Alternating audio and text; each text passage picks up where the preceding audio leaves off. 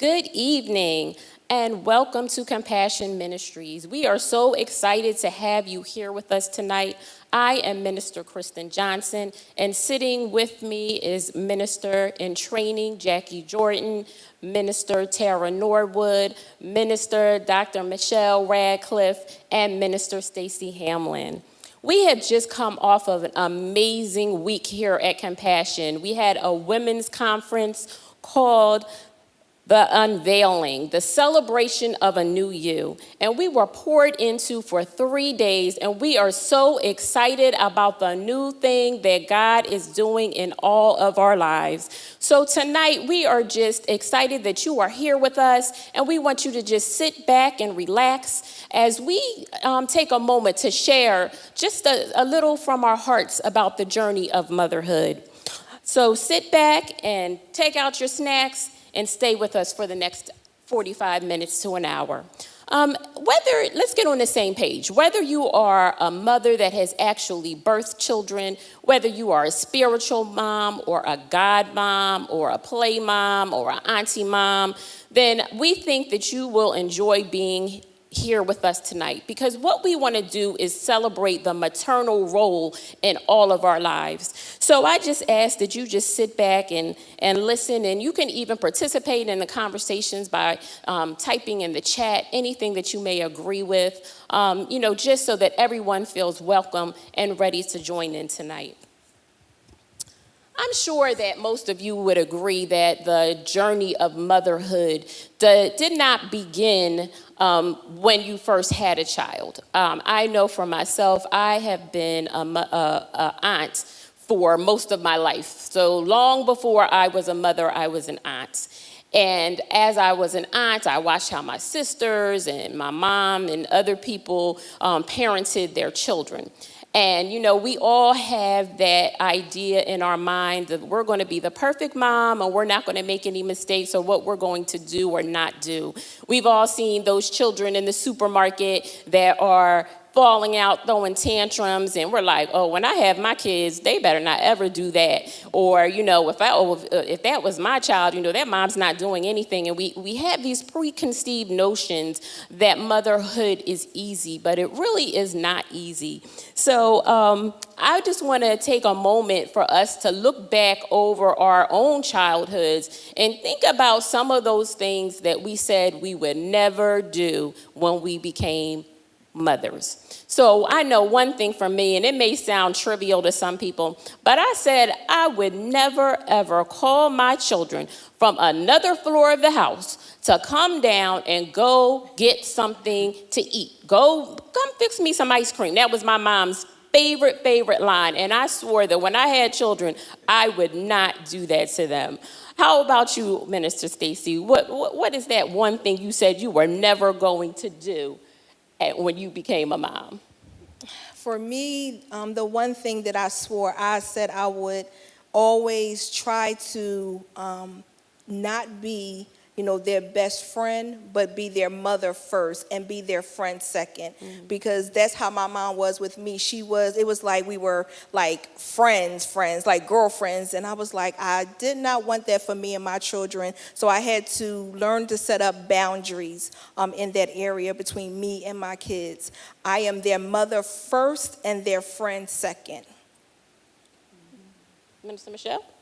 Well, I think chores. Chores was the biggest thing for my family. My mom would wake us up at like 7 o'clock, 8 o'clock in the morning on a Saturday and say, everybody get up, it's time to do chores. And I want it done thorough. And I was like, what is the word thorough? I was like 6 or 7 and she was saying thorough. So I promised that when I did have children of my own, that I would not wake them up at 7 o'clock, 8 o'clock in the morning and say, let's get these chores together. So, you have to do chores, right, but not at 7 o'clock, 8 o'clock in the morning.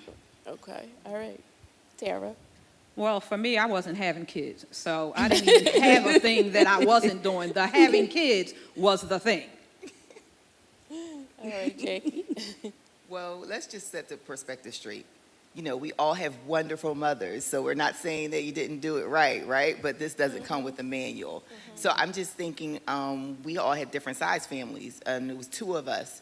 So I was the oldest by 10 years, and my mom used to have me take my little sister everywhere with me. So I said, when I grow up, I am going to be the mother, and my children will be children, and the big sister doesn't have to take the little sister, or the big brother, per se, does not have to take the little brother. And so that's one thing I stuck with. But thanks, Mom. It taught me a lot.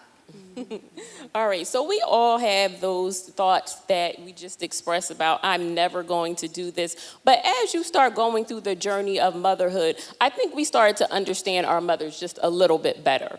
So now that I get older, I look at myself sometimes in the mirror and I'm like, wow, I look just like my mom. Or, that sounds like something that my mom would say.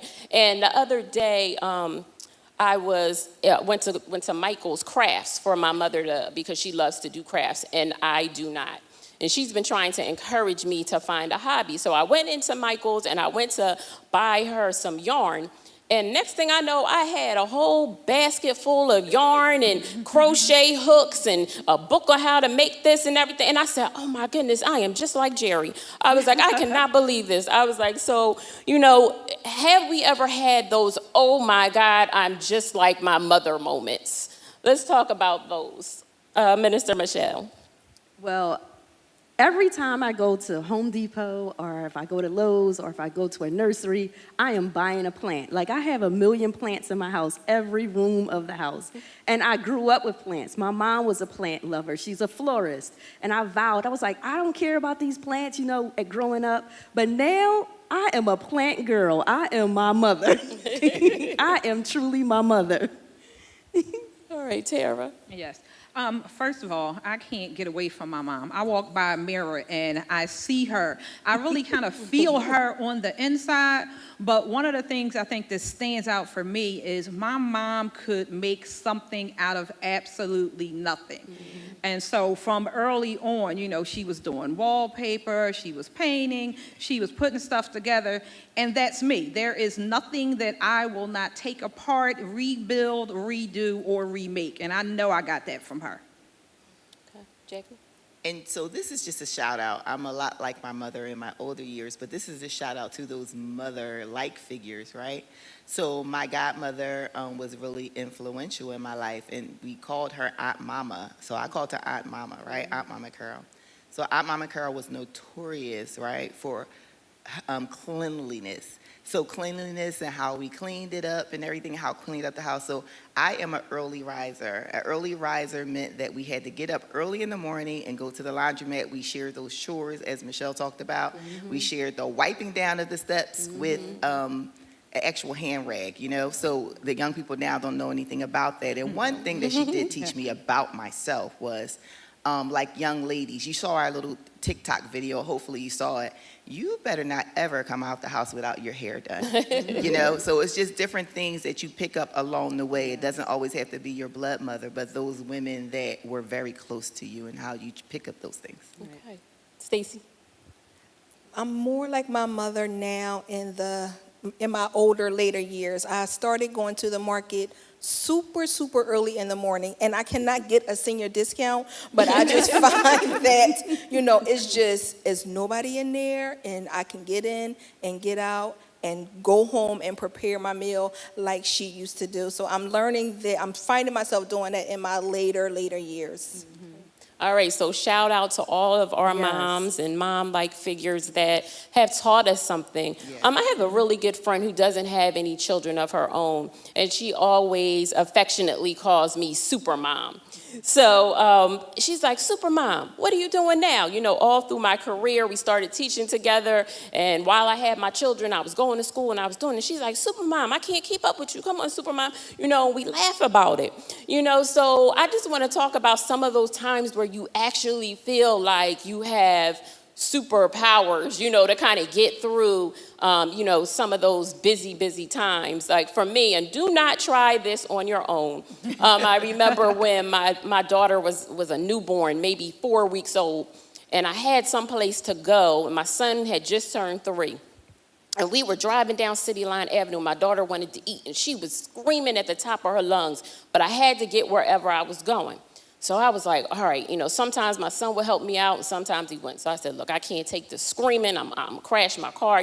So I stopped at the light. I pulled that bottle out of the diaper bag, took it, turned around and put it in the bottle in her mouth with the car seat. So I had my right arm holding the bottle in her mouth. I had the left hand on the steering wheel, and we were going down City Line Avenue. And I was like, look, if that's not super mom, then I don't know what it is. So what about the rest of you? What is something else that you really felt like you had some kind of superpower?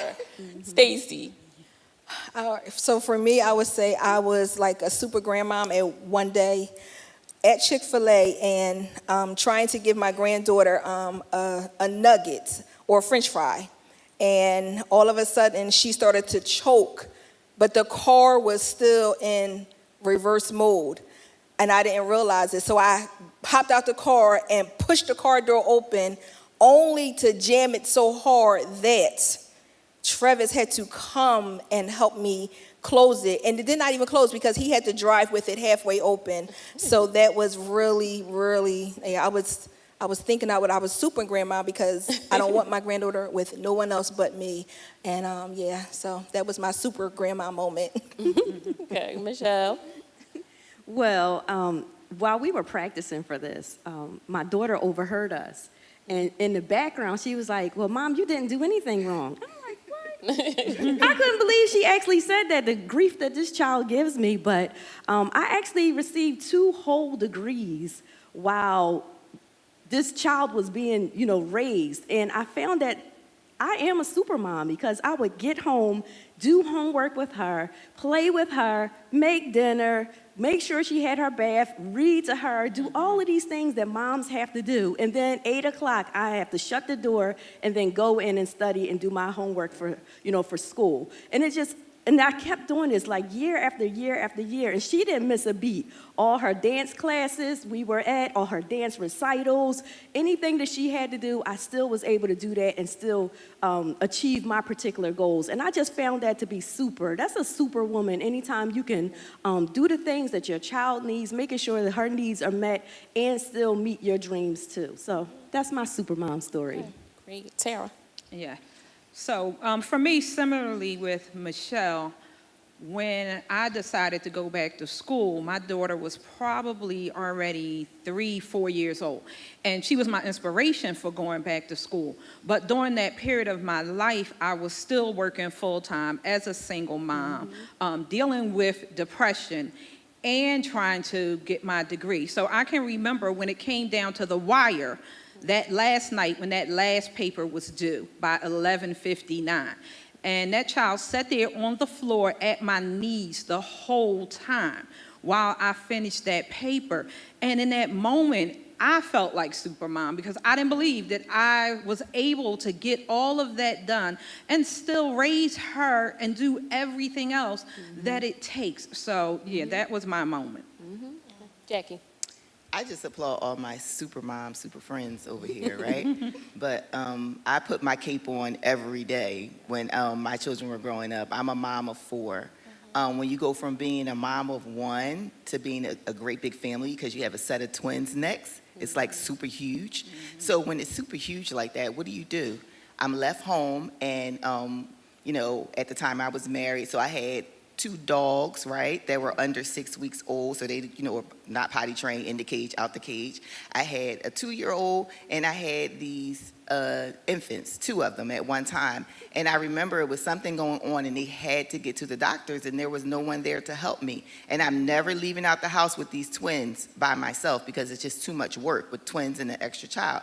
This day I said, no more. I got them dressed. I got those 2 car seats. I put them on my arms like bundles of bags, and we were out the door, just trucking down the street to get in the car. And for some of you moms now, it's a little more convenient. We had to drive what was like a Cadillac stroller, right? The stroller was almost as big as my car to get them together. But from that point on, I knew that I was built for it. So that was one of my supermom moments. All right, yes, and we definitely know that our strength comes from God. He puts people in our lives. He's given us the mothers that we have and the mother-like figures that we have to give us the strength that we need.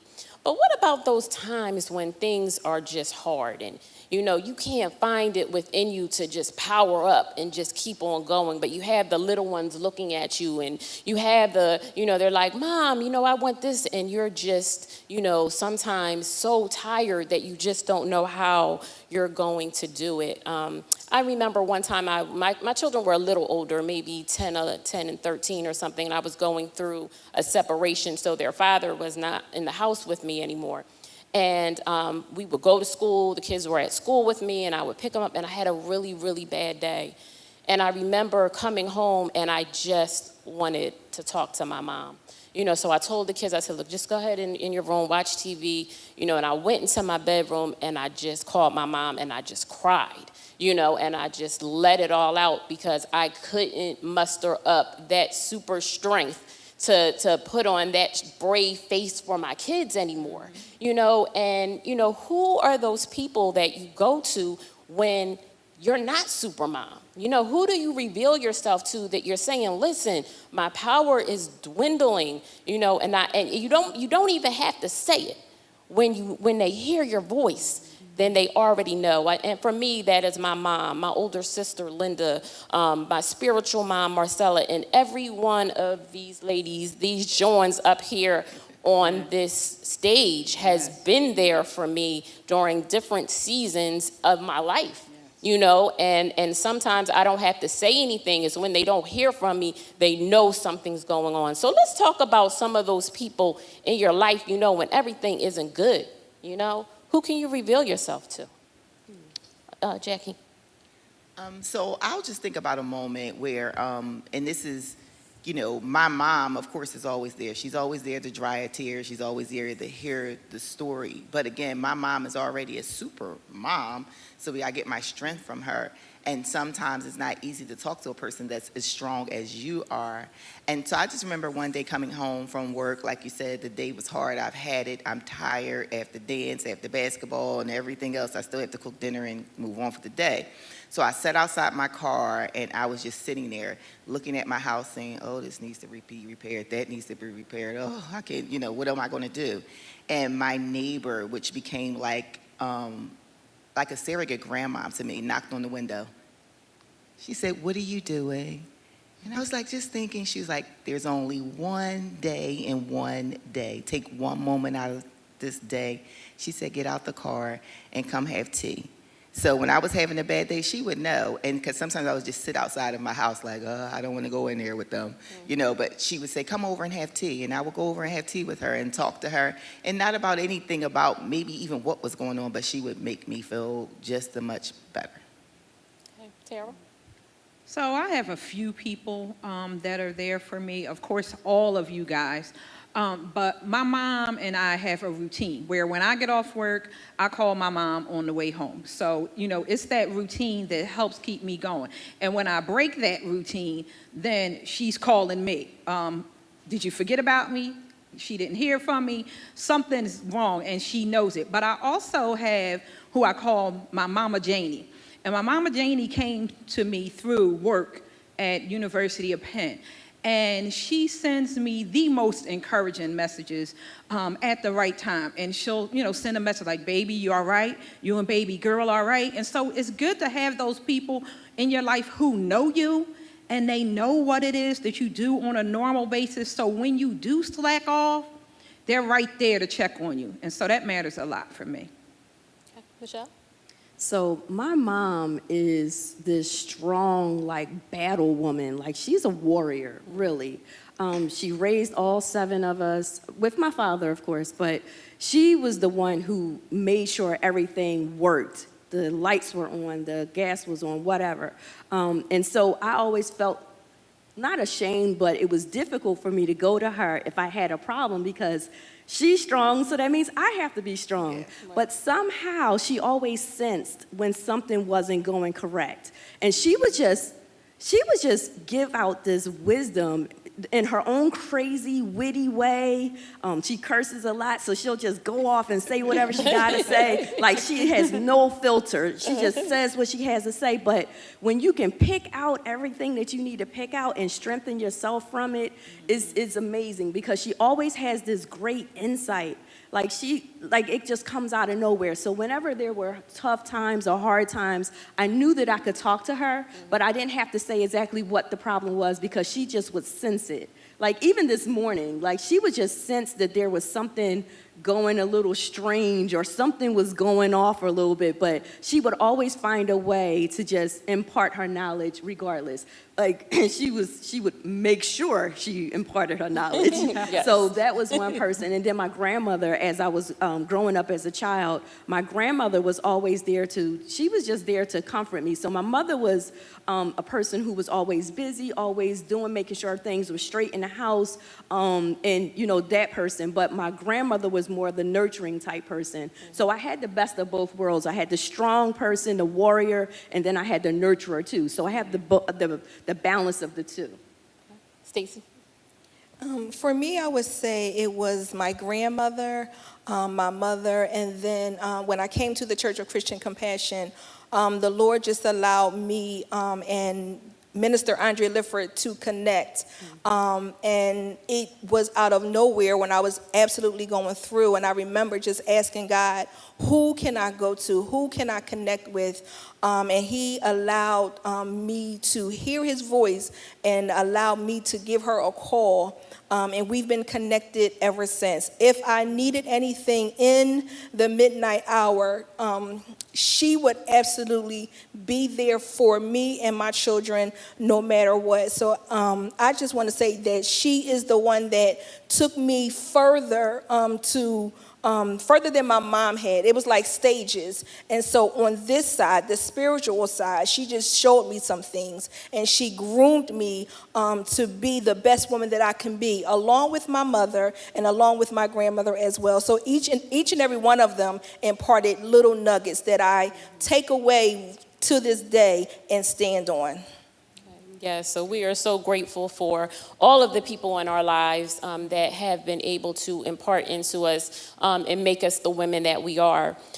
Some of us mentioned the reliance of friends during difficult times, and as most of you know, we call each other them Jawns up here. Yes. And through this journey of motherhood, we've met each other at different phases and different stages of our journey, but each and every one of them up here, and even people that I had known from my childhood, they're all important in their own way. I honestly don't know what I would do without my friends. And it's really, really difficult sometimes as a mother when you're raising your children and you are, so concerned about them. You're a dance mom and you're a church mom and, you're trying to do all of these different things.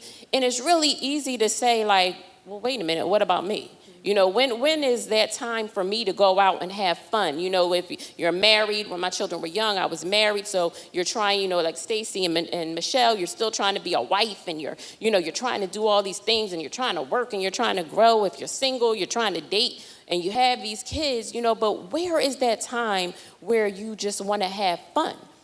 So I think that we've done a pretty good job of finding fun, through these different seasons. So let's talk about the importance of, having good friends. How do you choose these friends? What are your qualifiers? What are the disqualifiers? Who do you let come to your house? You always have that wise woman, when you were young, like, you don't let all them women come in your house around your man. Yes. You know what I mean? Don't let everybody around your kids. How do you decide? How do you decide what a friend is? Jackie?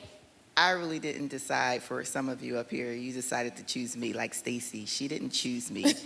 Travis, her husband, chose me. Our children were friends. They used to play together all the time. And we just see each other all the time. And one day he said, you should get to know her. You be good together. You have kids together. And one day we took our youngest daughters to Fairy Storybook Land, and we've been friends the longest. So I thank Elder Travis for that. So we're sister friends. And with these joins, it just happened in different seasons of my life, and it was so funny. I've been friends, like I said, with Stacy the longest. My child has never spent the night at anyone's home until later years, and very other few people besides their home. I've watched their daughters. They watch mine. We watched them grow up. We've been dance moms together. We've been church moms together. We've done a whole lot together. The way these Jawns happened to come in, and I got invited to a birthday party with Minister Tara, and I'm looking at my sister Stacy, and I'm saying, what do they want with me? I mean, I'm down with sister friends, but I'm like, well, what do they want with me? Yes. And I was invited to a party, and I opened myself up. So, not being deep and everything, but the Bible says to show yourself friendly, right? So I hung out with these girls, and we've been kicking it ever since. I mean, Michelle tried to out me out of the group when Kristin said, we're going to have, we need Jackie. And she was just like, why? And I'm like, why? We've been friends for the longest, Michelle, out of all of these from children's church. We need a hallelujah on tonight in our group. Yes. And she cooks every Sunday. Yes. So important. Tara. Well, Kristin and I were kind of pushed together through a small group ministry here at the church. It was like we both showed up at the same appointment time and then just connected, and she can't get rid of me. So, she had to just say, all right, she's a forever friend. But, these other ladies, it's been the same kind of experience. There are certain qualities that you look for in a friend. And, loyalty is one of them, because you want to be able to bare your soul and know that they're not going to look at you funny, treat you funny, or share your information with other people. And for me, that is crucial. You hear people say nowadays on social media and all that, I'm not for everybody. I truly am not for everybody. Like, I am a little country, I'm a little rock and roll. I get on their nerves, but they love me anyway. Some days. Except for Michelle. They love me anyway. And that's just so important, that it's a judgment-free zone. We laugh together, we cry together, we cut up like no other. And Stacy, kind of being dragged along into this craziness with us, I scared the mess out of her one time when we were in Cape May. And she's still hanging around. So we knew she was Joan material right there. Yes. Okay, Michelle. Well, qualifiers. When I think about friendship, I think about people who you can trust, people who are loyal, people who can pray for you without even you telling the whole story. Look, I need prayer, period. That's all we can send a text for. I need prayer, and the prayers will go up. You know what I mean? It's people who have your back regardless of what's going on. People who can tell you that you're wrong when you know that you're wrong and you don't care that you're wrong, and they're still on your back about you being wrong and still love you regardless. That's what Jawns are about. That's what these Jawns are all about. And they are qualifiers for a friendship. You can't be a friend with everyone, and that is true. And I'm not for everyone, and I'm cool with that. I'm quirky. I'm kind of weird. I am weird. I know it. But that's me, and they love me regardless. They keep me around regardless. But I met, who did I meet first? I met Kristin first, I think. Yes, I did. No, I met Jackie first. I met Jackie in children's church when I first got here, and we started in children's church, and I was like one of the teachers then. And I met Jackie then, and she was cool. Her daughter was cool. My daughter was cool. And we vibed just like that because all of our kids are all growing up at the same time. My child can go to any of these women's homes, and I know that she's going to be fed. If she didn't have clothes, she was going to be clothed. I know that she's going to be well because she's with these women. So I met Jackie first, then I met Kristin. She said, oh, I want to be a part of children's church. I was like, girl, we need you. So then I met Kristin. I met Stacy at Marriage Enrichment Ministry. That's where I met Stacy. And then Tara just came along. I don't know where Tara came from, but she just came along. I think it was Children's Church trying to run things. But regardless of how we met, we are still here today because we know that we have a common ground. We have a common understanding that no matter what goes on, and I don't care how wrong I am, I know you're still going to love me regardless. And those are qualifiers for me. I say for me, it was definitely what Michelle said, is who I can trust my kids with, and who I allow my children to call auntie. My children have spent the night at each and every one of their homes, except Tara. Yeah, my daughter hasn't stayed over at Tara's house, but Jackie, I have definitely known the longest. She will ride with you until the wheels fall off. She is definitely a rider. Yes. So, she has shown me absolutely the definition of a friendship, because I don't really have too many friends in my circle. But the ones that I have in my circle, I know absolutely that I can call on them. My children can go over there. If I have an emergency, they will pick up my children for me. And it's not that many people that I can absolutely call a friend. So definitely someone that I can trust my children around, and also come to my home as well and respect my home. Absolutely, yes. So, we definitely have those common threads of loyalty and, resiliency and love, unconditional between all of us. I've all of my, well, two of my children, one is a girl, they all danced together, they did everything together. I've taken all of their kids to Cape May, we got on speedboats together, like everything, because they know if the boat goes down, I'm gonna jump over and save their kids, at the end of the day. I can't swim, but I'm not gonna come back alive and not their kids, so they know that I'm just there for them. And we focus a lot on, the friendship amongst us. And when we were talking the other day, we were saying, we focus so much on, making sure that our children are raised in church, and we talk about passing down generational wealth and teaching them about, finances and things, but do we really focus on creating a culture of friendship and sisterhood to pass down to our children? I think that that's equally as important as some of the other things that we teach our children. And we right here are proof that, that old, those old sayings that women can't get along, and, people always looking at you side-eyed and all that stuff. Like, we have dispelled that myth right here on this stage. I have friends, my friends Lisa and Tasha from high school and college. They all have everyone's up here's phone number. Sometimes they're like, Tara's like, oh, that's Tasha on another line, or Jackie's talking to Tasha about a resume, or they were invited to Lisa's surprise party, just different things. I'm like, you don't even know them, but they do know them, and they get along because there's that common thread that I look for in every friend that I have. So what can we do? And I think we're doing a pretty good job, but what else can we do to make sure that our children understand those qualifiers and understand how to make friends, and good friends, and be able to be good friends to other people? Michelle? Well, I think if it's demonstrated before them, everything that we want them to learn, we want to be models for them. And so, even when Cameron has different issues with a friend, I'm always, trying to explain to her what is really going on. She has a friend who just had a baby, and they were really good friends before the girl had the baby. But then afterwards, the girl started withdrawing from the group, and she started having issues and things like that. And then I had to explain to Cameron, I said, well, there's a different thing that goes on in your life after you have a child. And when you're at that age, really things go on. So I had to try to explain to her, don't give up on this friend because this friend is going through something. Continue to find out what's going on and seeing what you can do as a friend to help her out. The same that I would do for Jackie, or the same I would do with sometimes for Tara, but definitely for Kristin and for Stacy, definitely, we have this thing, Tara and I, but I make sure it's demonstrated before her. I have friends from my childhood, I have friends from college,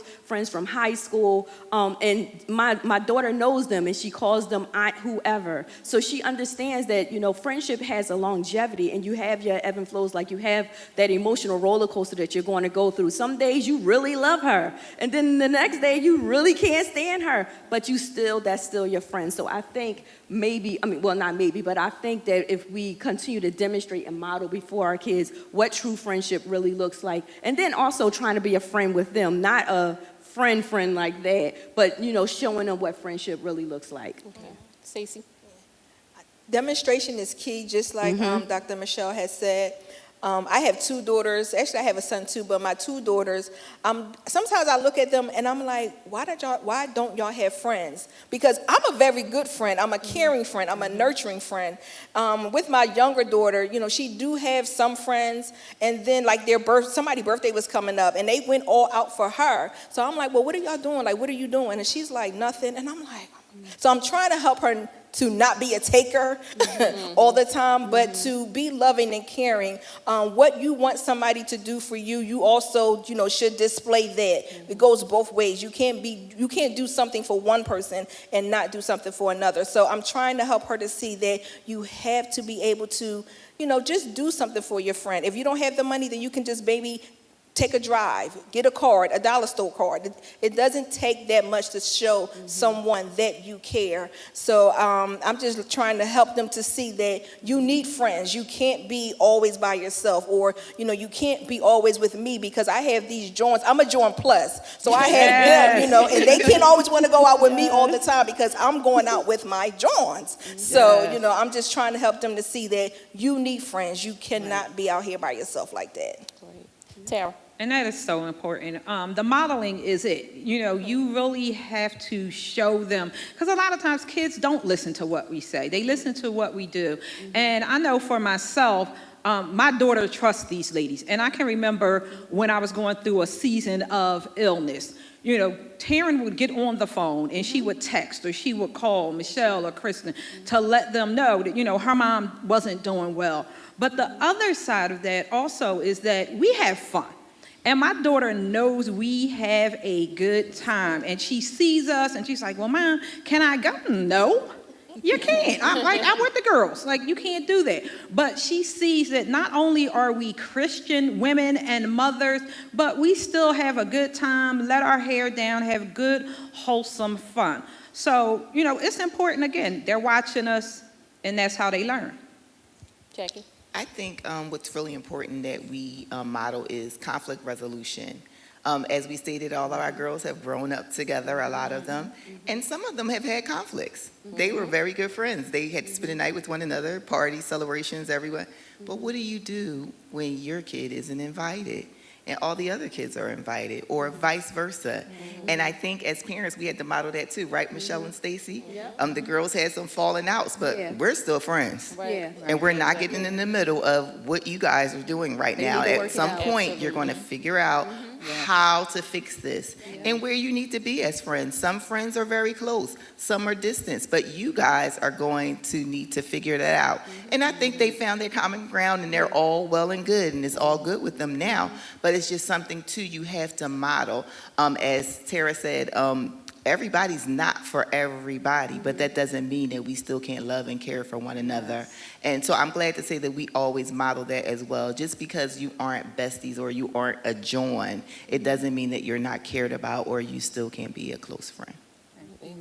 All right, so we talk a lot about, the children and how we revolve everything around them. But in the midst of it, we have a whole identity. We're growing as women, and we are still trying to, proceed and figure out who we are and where we're going, looking at that brand new person that God is trying to develop in us. So when we think about that now, after all these years of raising little kids, all of us up here, we are either parents of teens or young adults. So the role now is very different. I am the only one up here right now that's an empty nester, and my children are 18 and 21, so I have two adults. And things changed, and as they, left the home or as they didn't need me in the same way that they used to need me, it started to get me to a point where I had to look at myself differently. I never would have thought of myself as a person who wasn't sure of who she was as I was raising my kids or anything like that.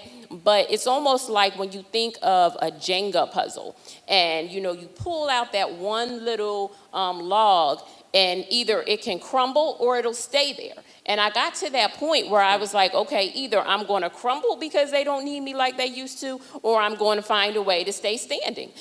So let's talk about how you're feeling now that those children don't need you the way they once did. And they're not going to be in the house much longer. Stacy and Michelle, you have husbands. Like, what is it going to look like now that they're not kids in the house and it's just you and them?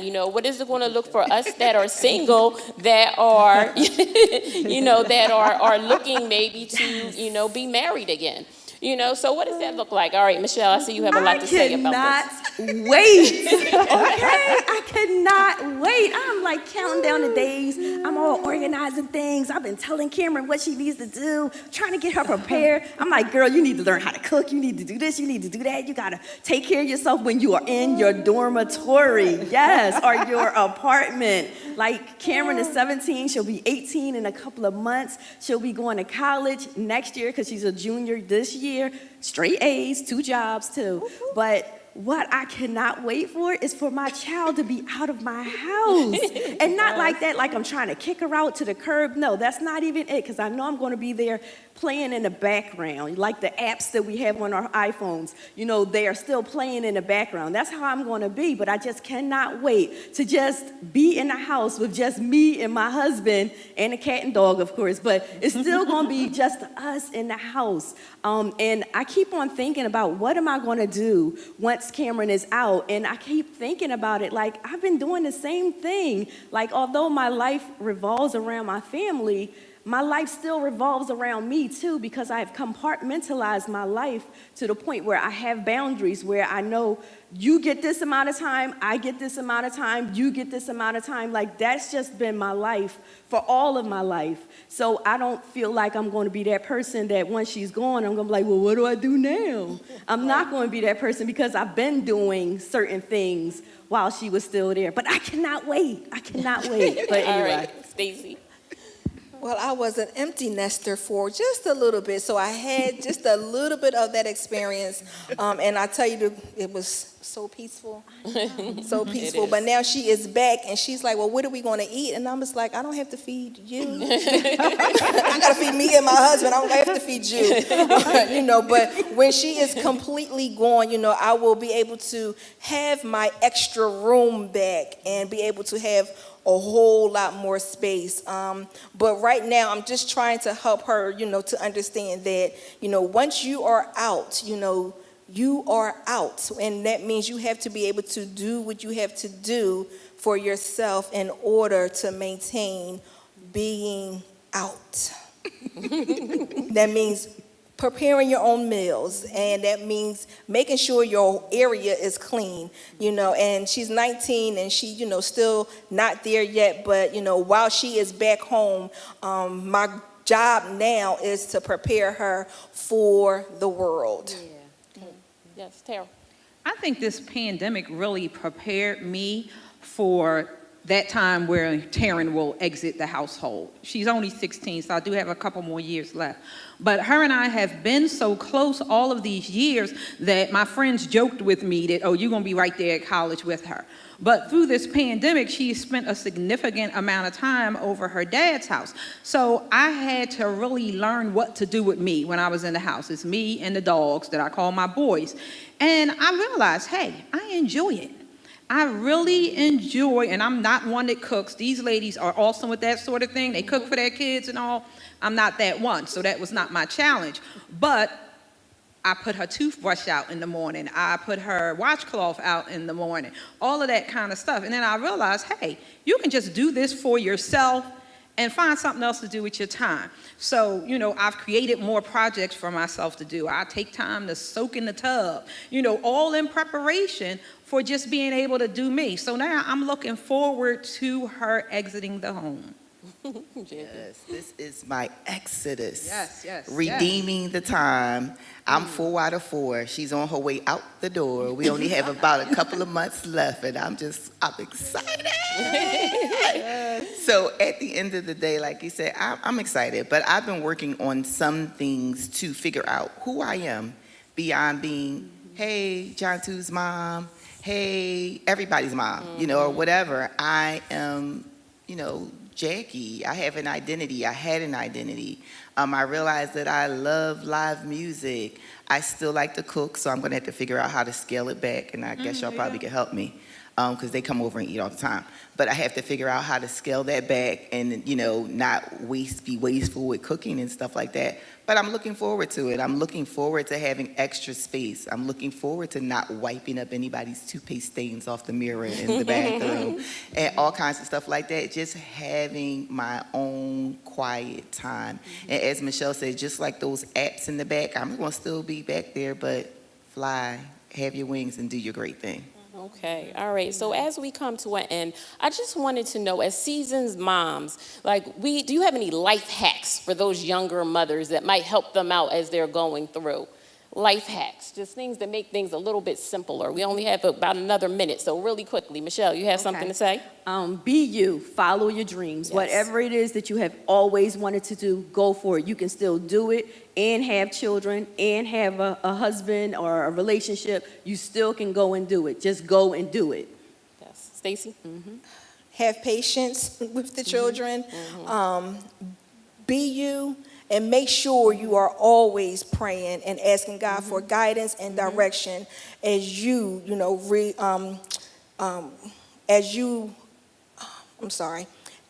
train your children in the Lord. Just make sure you have a prayer life so that way you will be able to have wisdom and guidance as God lead, guide, and direct you. Amen. Tara? Yes. I would say plan, prepare, and press. Yes.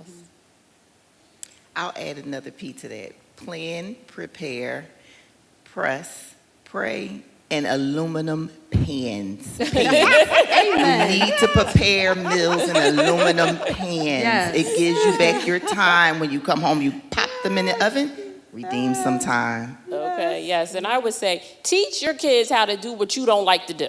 Let them find, I don't like to do this, so I'm going to teach you how to do this. That makes life a lot easier. But we are so grateful that you spent time with us this night. Thank you, and we hope that you found yourself in some of these conversations. We realize that some people, we are all very fortunate to have all of our mothers still with us, especially after this year. But we recognize that for some people that this, this time of the year can be rough. So our hearts go out to you, and we are praying for you. But we really hope that you find it in your heart to celebrate that relationship that may not be there, and celebrate yourselves as women, because all women, whether you have birthed a child or not, you operate in a maternal way. So if you like this type of dialogue, we would ask that you would type it in the chat. We also ask that you would join us every Sunday morning at 9 a.m. at Compassion Ministries. You can either sign up to come in to worship with us, or you can view us online. I'd like to say Happy Mother's Day to everyone, and thank you for spending the evening with them Jawns.